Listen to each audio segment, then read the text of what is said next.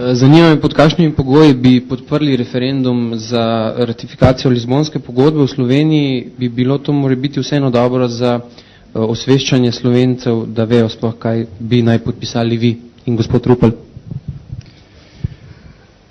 Torej, referendum je v Sloveniji bil pred nekaj leti, ko smo se odločili vstop v Evropsko unijo.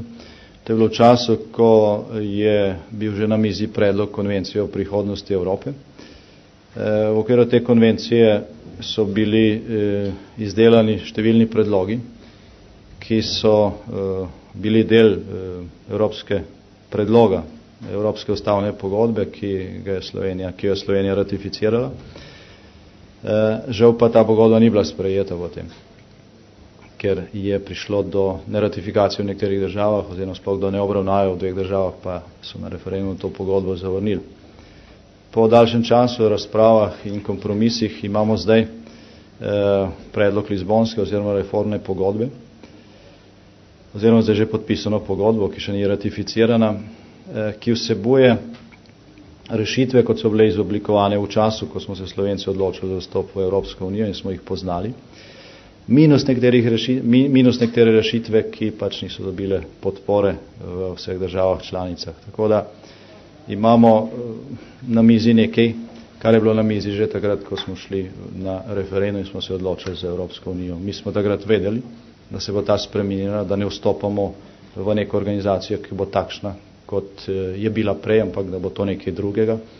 Že z našim stopom je ta organizacija doživela spremembo. Vedeli smo, da razširjena Evropska unija potrebuje nove institucije, vedeli smo, katere so predlagane že takrat. Že takrat smo vedeli, da bomo dobili predsednika Evropskega sveta, ki bo imenovan za daljše časovno obdobje, da to ne bo več rotirajoča oziroma krožeča funkcija, da je Slovenija ena od zadnjih držav, ki opravlja zdaj to vlogo. Vedeli smo, da bomo dobili zunanjega ministra Evropske unije, ne glede na to, kako se bo ta funkcija imenovala. Vedeli smo, da bo prišlo do sprememb pri odločitvah oziroma o načinu sprejemanja odločitev in ti načini so takšni, kot so bili takrat, tako da to ni nek nov dokument, ki bi bil izdelan decembra leta 2007 v Lizboni in o katerem slovenska javnost ne bi nič vedela.